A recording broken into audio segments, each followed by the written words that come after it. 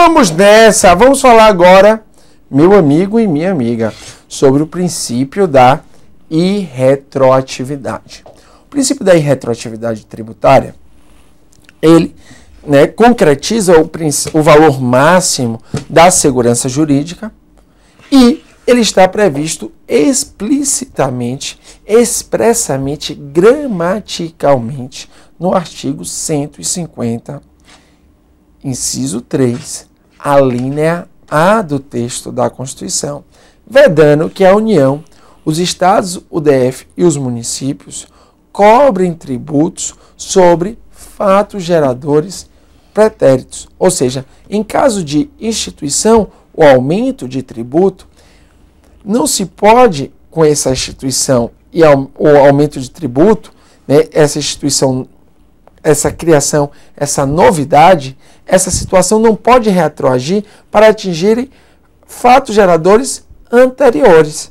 Se é aumentado o tributo, por exemplo, do IPTU no dia 30 de julho, essa situação não vai, além de ter que observar a anterioridade, não pode atingir fatos geradores anteriores à vigência da publicação da lei. Por exemplo, se eu aumento o imposto de importação, que é um tributo extrafiscal que não obedece nem anterioridade anual, nem nonagesimal, esse aumento pode retroagir. Se esse aumento começa a ter validade em 30 de março de 2014, ele pode retroagir para atingir situações do dia 28 de março? Não pode. Não pode ocorrer esta retroatividade da norma tributária. Agora, é claro, essa irretroatividade, ela não é absoluta. E aí é importante você saber que existem duas exceções para retroatividade no direito tributário, que são as multas tributárias menos severas e as leis interpretativas. O Código Tributário Nacional permite que multas menos severas instituídas retroajam para situações do passado em que ainda não exista a extinção do crédito tributário. Então, multas menos gravosas, segundo o artigo 106 do CTN, podem retroagir. E também as leis interpretativas. O parâmetro para a retroatividade no direito tributário é exatamente o artigo 106 do CTN. Ok? Mas em relação à obrigação tributária em si, em relação ao tributo em si, ao fato gerador do tributo, ele não pode retroagir para atingir situações do passado. Ok? Vamos aí, dando sequência.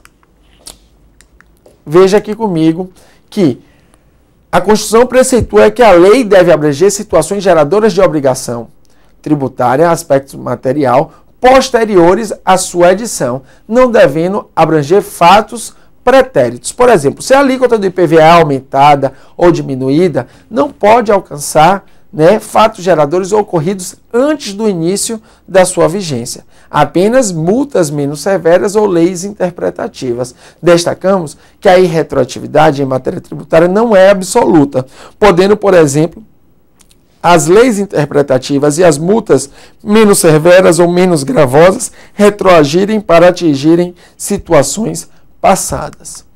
Vejamos aqui uma polêmica a respeito do princípio da irretroatividade. É a chamada súmula 584 do STF, que é praticamente unânime que essa súmula 584 não é condizente, não está conforme o texto da Constituição, não está conforme o princípio da irretroatividade. Todavia, contudo, porém, o STF, infelizmente, continua aplicando essa súmula. Se ele continua aplicando, o mundo dos concursos públicos também. E por isso, ela é cobrada e você deve saber. O que ela diz? Ao imposto de renda calculado sobre rendimentos do ano base, aplica-se a lei vigente no exercício financeiro em que deva ser apresentada a declaração. Assim, segundo o Supremo, não fere o princípio da irretroatividade, lei editada no final do ano base, por exemplo, uma lei editada em 31 de dezembro, que atingiu a renda apurada durante todo o ano, pois o fato gerador do IR somente se completa e se caracteriza ao final do respectivo período, ou seja, no dia 31 de dezembro. O que acontece? Dos dias 6 de março a 30 de abril, a pessoa faz a sua declaração do imposto de renda do ano anterior. Por exemplo, do dia 6 de março, estamos falando desse ano, né? Do dia 6 de março ao dia 30 de abril do ano de 2014, a pessoa vai fazer a sua declaração do imposto de renda da pessoa física do ano de 2013, verificando as situações de 1º de janeiro a 31 de dezembro de 2013. Então, se o tributo é aumentado em 31 de dezembro, o que acontece? O Supremo entende que esse aumento pode atingir aquele ano base todo. Por quê? Porque o que diz a súmula? Aplica-se a lei vigente no exercício financeiro em que deva ser apresentada a declaração. Se a declaração é apresentada em 2014, né, de 6 de março a 30 de abril, o que vai poder? Esse aumento do imposto pode atingir toda a situação de 2013. E a doutrina, com razão, diz que isso fere a irretroatividade. Só que o Supremo entende que não.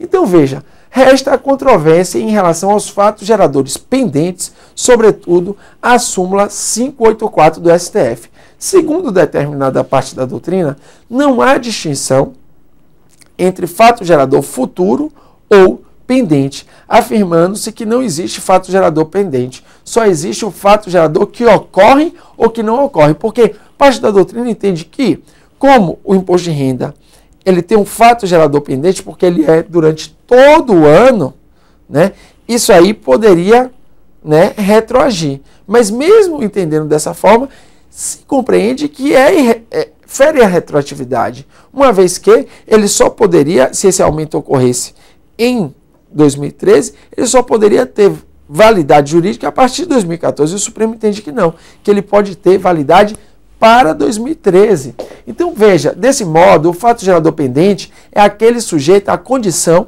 suspensiva.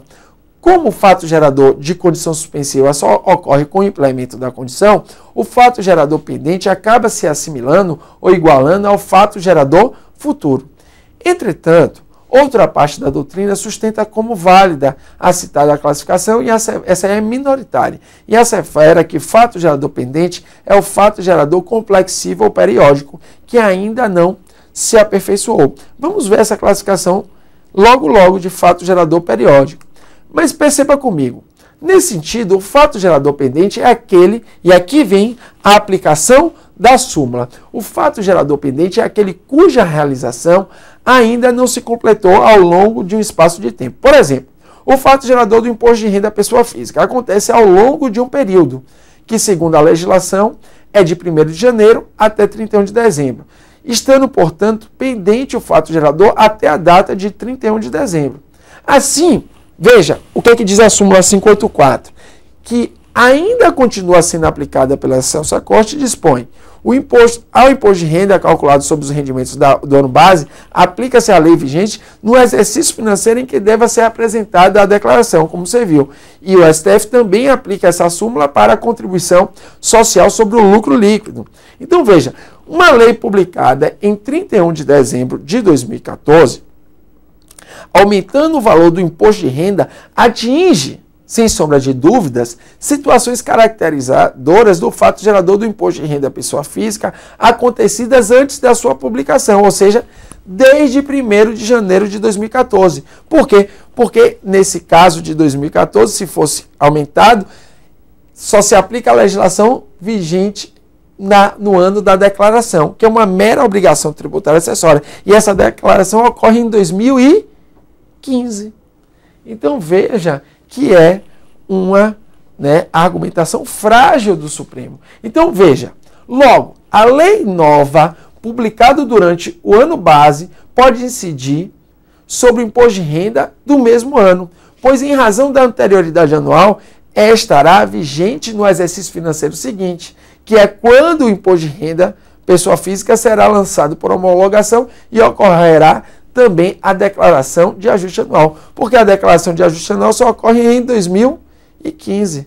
Então é um subterfúgio que o Supremo faz e fere, claro que fere a irretroatividade, porque não podemos, né, aplicar a lei do ano da obrigação tributária acessória, que é a declaração, mas sim quando houve realmente o aumento. A gente tem que olhar pelo aspecto da obrigação tributária principal. Então veja, nesse rumo ressaltamos que a retroatividade imprópria é chamada, isso a súmula 584. A retroatividade imprópria ocorre quando a lei atuar sobre um fato jurídico ainda não concluído, isto é, no direito tributário acontece quando a lei é aplicada sobre fato gerador pendente. De certo, a súmula 584 é o exemplo clássico de retroatividade imprópria ou retrospectiva, e o STF tem adotado este entendimento. Portanto, a retroatividade imprópria, segundo o entendimento atual do STF, súmula 584, pode ocorrer nos tributos com fato gerador de período ou complexível, é a mesma coisa. Eis que a lei nova alcança o período já decorrido em parte quando da sua publicação. Vamos ver aí que existe o fato gerador pendente, o fato gerador instantâneo e o fato gerador complexível. O fato gerador complexível é aquele que ocorre durante um período de tempo em imposto de renda. 1º de janeiro, imposto de renda pessoa física, 1º de janeiro a 31 de dezembro. Já o fato gerador instantâneo é aquele que ocorre em determinado instante. Por exemplo, circulação de mercadoria. Comprou e vendeu a mercadoria, aconteceu o fato gerador. E tem o fato gerador permanente, ou duradouro, ou continuado, que é aquele que ocorre todo ano. Por exemplo, IPVA e IPTU, ocorre todo 1º de janeiro. Veja, no 21º concurso para Procurador da República foi cobrada a seguinte questão. Lei editada em final de dezembro majora a alíquota do imposto de renda de pessoa jurídica. Tem-se, então, que é válida essa majoração, porque sobre os rendimentos do ano base, aplica-se a lei vigente no exercício financeiro e que deve ser apresentada a declaração de rendimentos. Letra A, você deve marcar e ser feliz. O concurso de Procurador da República está cobrando a súmula 584 do STF, que é o exemplo clássico de retroatividade imprópria, né? Então veja, letra A, você deve marcar. A retroatividade própria é o quê? É os casos, meus queridos, das multas menos severas e das leis interpretativas. Letra B, veja que a letra A é a que deve ser marcada. Vamos ver os erros das demais. Indevida a majoração por violar o princípio da anterioridade. Eis que a lei a incidir seria vigente ao tempo do fato gerador e não aquela da incidência do ano seguinte. Né? Esse é o entendimento aí da doutrina, mas o STF continua aplicando a súmula 584, por isso você deve marcar a letra A. Indevida a majoração, porque aí se confunde o conceito de ano base com o do exercício financeiro. Esse não é o entendimento do Supremo. Indevida por violar o princípio da irretroatividade.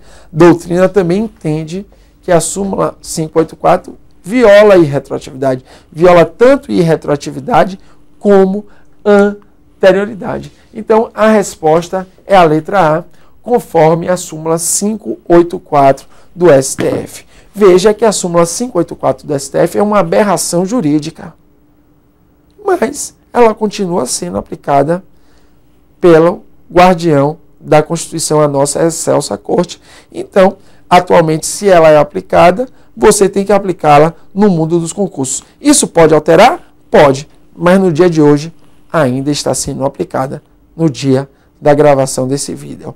Um forte abraço.